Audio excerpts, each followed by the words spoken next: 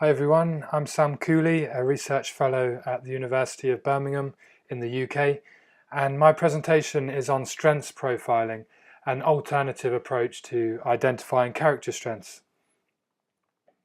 For those of you who aren't familiar with the VIA framework of character strengths, this is a framework that's probably one of the most widely used frameworks for assessing character strengths in positive psychology. It's made up of 24 different character strengths which come under the broader 6 virtues across the top. For example, the virtue courage is made up of character strengths related to bravery, perseverance, honesty, and zest. The pros of this VIA survey for assessing character strengths are firstly that it's a standardized measure, easily allows us to compare between individuals and groups. It's been widely tested throughout the world. It's effective in assessing signature strengths for positive psychology interventions, and it's easy to administer either online or in person or to large groups. The limitations of the approach is that it uses standardized terminology and definitions of character strengths that may not resonate with everyone. Also, in hard to reach populations, not everyone's willing to engage with completing a questionnaire, which is something we've found in our research with homeless young people. So if we look at the development of the VIA, this is a quote that's taken from one of the early papers. It says that we arrived at this family of character strengths by identifying core virtues recognized across world cultures and throughout history. Strengths of character that are arguably culture-based were excluded. And the development of the VIA can be compared to the curve of normal distribution, where the VIA was very much looking at character strengths that were recognized by the general population within the center of that curve. And this is fine when we're working with general populations, such as healthy people, students, for example, but it may not be quite as reliable when we're working with subcultures or marginalized groups, where they might use very different terminologies when describing their character strengths. And these unique differences can be explained by George Kelly's personal construct theory, where everyone has a very unique lens through which they interpret their reality. And this unique lens is influenced by a number of different corollaries, such as the experiences that we've had, other people that we associate with, our biases and perceptions, and our ability to self-reflect. And it's as a result of these unique constructs that any two individuals with regard to character strengths are likely to have a very unique set of character strengths and different terms that they use to describe the same character strength, and also perhaps different meanings associated with the same terms. And it's these differences that make it very difficult to identify character strengths in an individual and compare those to others. To put it in another way, we have two different approaches to assessing character strengths, nomothetic and ideographic. Nomothetic approaches are more concerned with generating a universal truth or theory, are looking for commonalities between individuals and groups. And so this is more typically done through quantitative methods where we're looking at generating mean scores. And the VIA survey is an example of this. In comparison, ideographic approaches are more interested in looking at the unique understandings of an individual and their personal constructs and how they make sense of the world around them. And this is more associated with qualitative methods. This study that I'm presenting today, we use a tool known as performance profiling. And this is an ideographic tool that comes from personal construct theory and repository grids. And it's used in sport and exercise to identify the character strengths associated with performance. However, we're using it in this study, not in a sporting context, but to assess character strengths related to life in general. And it's for that reason that we've changed its name from performance profiling to strengths profiling. And I'll explain shortly exactly how the process of strengths profiling works. Just to give a little bit of a context, this research was done in a population of homeless young people who were taking part in a positive youth development program to develop their resilience and life skills. And we used strengths profiling at the beginning and end of this intervention.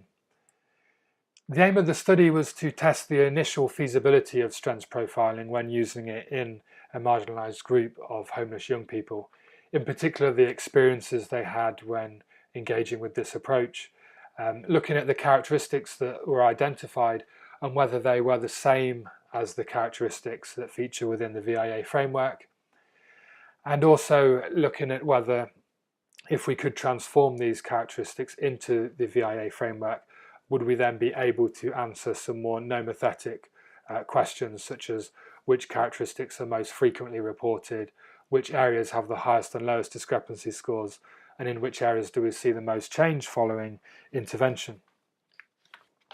The sample we're working with is 116 homeless young people around the ages of 20. These young people were living in supported accommodation provided by a charity called St. Basil's, and a large percentage of them were unemployed at the time of the research. We started off by introducing them to strengths profiling, and the whole sample completed a baseline strengths profile at the beginning of a 10-week intervention.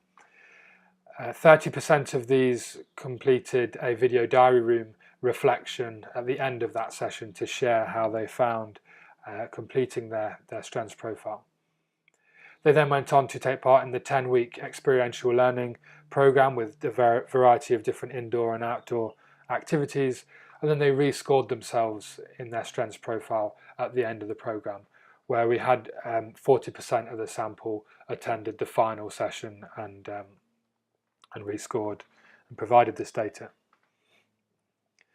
The strengths profiling procedure begins with brainstorming character strengths that the young people feel are important for a successful and fulfilling life. So we do this as a group, trying to come up with as many different characteristics as possible. And as a facilitator, we'll be asking probes like what barriers do they typically face in life and what characteristics help them to overcome these barriers. Once we've written as many different characteristics as possible on a flip chart, we'll then move on to step 2, which is where we hand out individual profiles to each of the young people, and we'll invite them to list the characteristics that are most meaningful to them. And they can list as many or as few characteristics as they would like, and they can include both characteristics that they feel that they're strong in or characteristics that they don't feel very strong in. We leave this up to the young person. In the next step, we invite the young person to define what each characteristic that they've listed means to them. And it's important that this is their own definition and not what they think it should mean to others. We then move on to scoring ourselves out of 10 in a few different areas on the right-hand side of this table. First area is a score out of 10 for importance. So 10 being that characteristic is something of great importance to their life situation. The ideal level is where realistically would they like to be out of 10 in that characteristic, 10 being that they're as good as anyone could possibly be in that characteristic, and then a score out of 10 for where they are currently. The discrepancy score is a calculation where we take the ideal level and we subtract from that their current level and times it by importance. So in this example, we take the score of 8, subtract 6 and times 2 by 10, so we get a discrepancy score of 20. And a higher discrepancy score represents a characteristic that is very important to the young person, but that there's a greater difference between where they would ideally like to be and where they are now. A discrepancy score that's very low or even 0 represents a character strength that they are very satisfied with, that is potentially one of their signature strengths. After we'd collected this data, we went through a process of deductively categorizing each character strength that was identified into the VIA framework. And this was something that was done separately from the program. It wasn't done as part of the intervention for the benefit of the young person. This was purely as processing the data to see whether or not the characteristics in strengths profiling, whether or not they did map onto the VIA successfully. And we did this individually and as a team to improve the accuracy of the approach. And we also made sure that we worked from the definition provided by the young person for a particular character strength, as opposed to going off our interpretations of a character strength. Just to give a quick example of this procedure, a young person used the term organic to describe one of their character strengths, which to them meant being true to themselves and others and not being fake. And we found that this most suited the VIA characteristic of honesty. We also found that at times a young person used multiple terms in their strengths profile that fitted the same VIA character strength. For example, one young person used the terms focused, hardworking, and commitment. And when working off their definitions, we found that they all fitted the characteristic of perseverance. So for the quantitative results, we found a total of 215 different characteristics were identified across the sample, and each of these had multiple terms used to describe it. 98% of these fitted within the 24 VIA subcategories. And there was an average of just over 10 character strengths listed in each strengths profile, and that amounted to just over 7 different VIA character strengths per participant. This graph shows the frequency of VIA character strengths featuring in the strengths profiles, and we found that character strengths related to courage and temperance featured significantly more than any of the other areas of the VIA. And this table is the baseline scores, the discrepancy scores across each of the 6 VIA categories. And again, courage and temperance stood out here as having the highest scores out of 10 for importance, and also the lowest score out of 10 for current level, which meant that it was these 2 areas that had the highest discrepancy scores. When looking at the changes from pre to post intervention, we saw significant and meaningful improvements across all areas of the VIA other than wisdom and knowledge, which showed a positive improvement but that didn't reach statistical significance. Onto the qualitative themes, we found these themes were developed through a process of thematic analysis, Braun and Clark.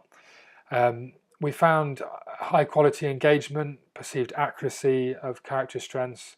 The process prompted self-reflection, which was well received, and there was evidence that it was autonomy supportive.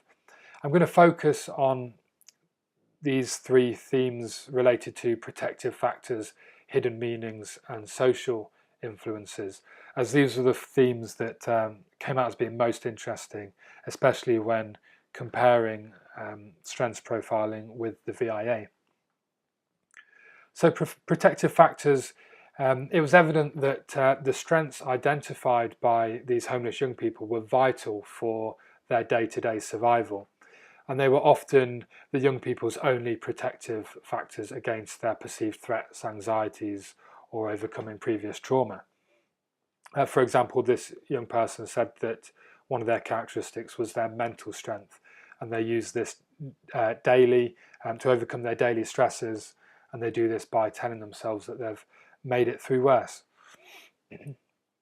The theme hidden meaning was all about how the association between some of the terms used by the young people and the meanings that they attributed to them were not always obvious on the surface. So, for example, there were times when we would have interpreted a particular term in a completely different way to how the young person had when looking at their individual meaning. In this example, A general term of problem solving was used by one young person, but for them this meant something very specific related to how they managed their finances, such as going to the shop, managing their rent and bus fare, etc. The theme, social influence, was all about how the young people felt safe and comfortable in the social environment, and that helped them to identify their character strengths and also to reinforce each other's character strengths. In this example, a young person said, "I got to learn a little bit more about other people's mental strengths and the skills that they use to cope with things." So the conclusions that we drew from this research was firstly that young people engage very well with strengths profiling. Everyone who attended the strengths profiling session completed a strengths profile. And also, when we compare this to previous research, there was a study by Tweed and colleagues in 2012 where they used a more conventional interviewing technique to identify VIA character strengths in a sample of homeless people. And they managed to identify just over 1 VIA character strength per participant, compared to just over 7 identified per participant through strengths profiling in the present study. Another interesting discussion point is the social process that goes on during strengths identification and the additional benefits that we observed in the present study. These benefits supported the commonality corollary and the sociality corollary of personal construct theory, where young people often shared similar character strengths. The young people voiced feeling comfortable in the group environment and finding it easier than normal to share their feelings. And this seemed to be the result of their ability to see their character strengths from each other's perspectives and really to be able to construe each other's constructs, which created a shared and supportive atmosphere. And it would be interesting in future research to compare the benefits of identifying character strengths in this group environment versus doing it alone, perhaps on a computer or online. Another interesting discussion point was this idea that the character strengths were very important protective factors for the young people involved. And these young people, these homeless youth that took part in our intervention, they often didn't have the typical external support systems that many other young people would take for granted. And their resilience in day-to-day life came about almost solely through their perceptions of their character strengths. And we found it very effective to work with their definitions of their character strengths and their meanings behind them that we could continuously refer back to throughout the intervention. And what I would question is whether we would have experienced the same benefits if we had used a more nomothetic approach, where we'd help them to map their signature strengths onto a standardized framework, where they were given a standardized term for their character strength with a standardized meaning. And my concern would be that this approach could have risked stripping away their personal meaning and their personal constructs from their signature strengths, which might have meant that they would have felt less attached to those character strengths. Again, this is something else that would be interesting for future research.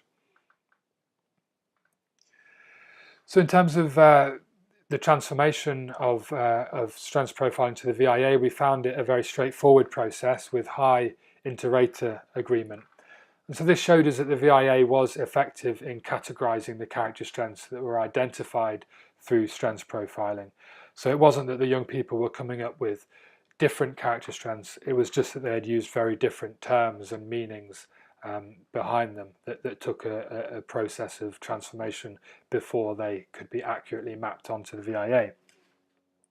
And this process enabled us to gain the benefits of both worlds. So we were able to collect data ideographically using personal constructs, but also we were able to use that data to answer some more nomothetic questions, more aggregate questions, after transforming it into the VIA.